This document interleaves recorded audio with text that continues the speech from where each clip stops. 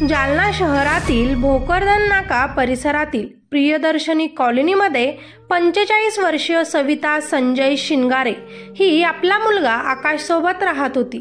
अतिशय कष्टाने सविताने मुलाला शिकवलं होतं, लहानाचं मोठं केलं होतं। आईच्या कष्टाचे चीज मुलाने केलं होतं। सविता शिंगारे यांचा मुलगा आकाश हा लातूर येथे एका खाजगी कंपनीत कामाला लागला होता, त्यामुळे तो लातूरमध्येच राहायचा।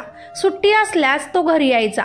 मुलगा आता नोकरी करतो, त्याचे लग्नाचे वय झाले म्हणून आई सविता मुलाच्या मागे लागली की आता तू लग्न करून घे, तेव्हाच आपण एका मुलीवर प्रेम करतो, आकाशने आईला सांगितलं।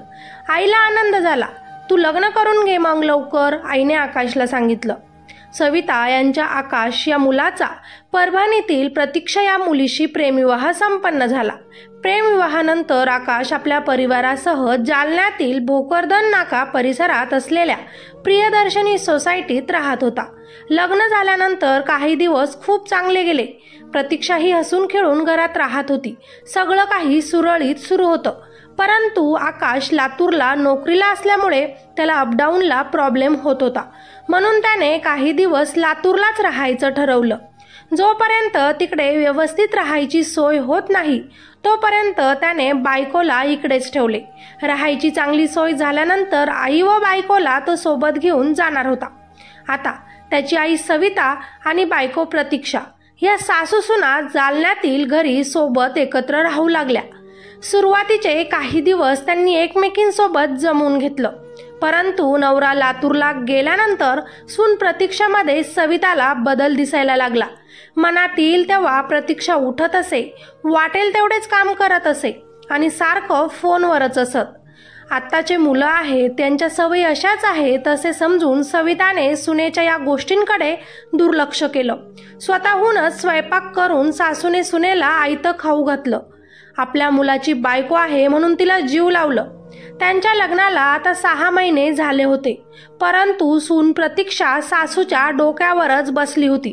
घरातील काहीच काम न करता खोलीमध्ये मोबाईलवर फोनवर बोलत बसायची।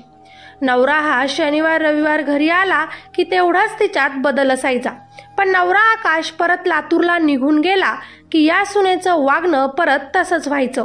काही दिवसांपासून आपली सून कोणाशी तरी फोनवर बोलते आहे, पण नेमके कोणासोबत तिच्या गप्पा चालतात हे सासूला समजत नव्हतं। एकदा दोनदा सासूने सुनेला विचारलं सुद्धा, परंतु सून उडवाउडवीचे उत्तर देऊन मोकळे होत। परंतु सासूला सुनेवर संशय आला।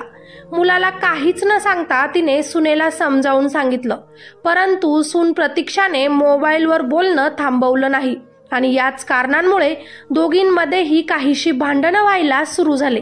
आपली सून फोनवर कुणाशी तरी सतत बोलते ही गोष्ट आता सविताने आपल्या मुलाला म्हणजेच आकाशला सांगून टाकली आणि यामुळे त्यांच्या घरात वाद देखील झाला। थोडे दिवस असेच निघून गेले।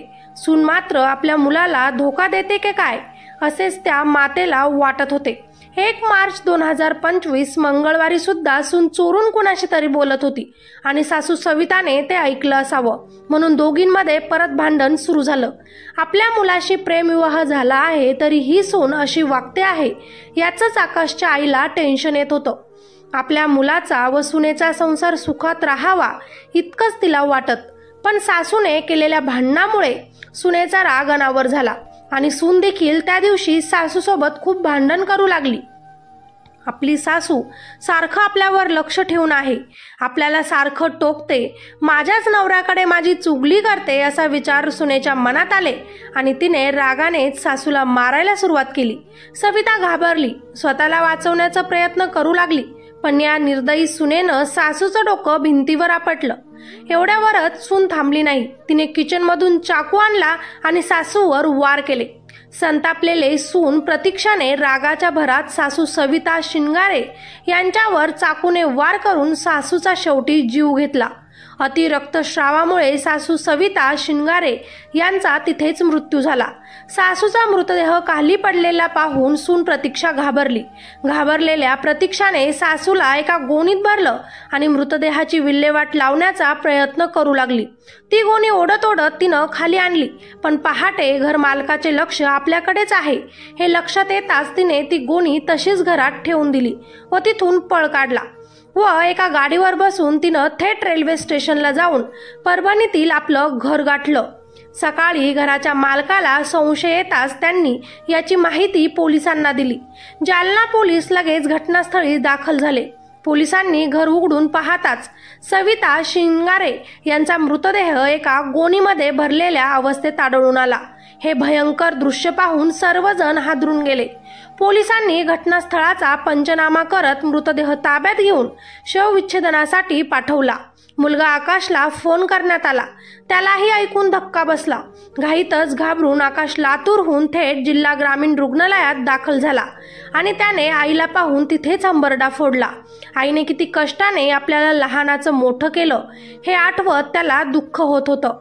आईच्या रक्ताने भरलेला मृतदेह पाहून आकाश जागीच कोसळला होता। त्याला त्याच्या इतर नातेवाईकांनी सावरण्याचा प्रयत्न केला। माझ्या आईला का मारलं प्रतीक्षा तू? मारायचं होतं तर मला मारायचं ना, असं तो मोठमोठ्याने रडत रडत म्हणू लागला। माझ्यासोबत पटत नव्हतं, मी आवडत नव्हतो तर लग्न करायचं नव्हतं ना। लग्न कशाला केलं माझ्यासोबत? माझ्या आईसोबत पटत नव्हतं तर असं मारायचं का?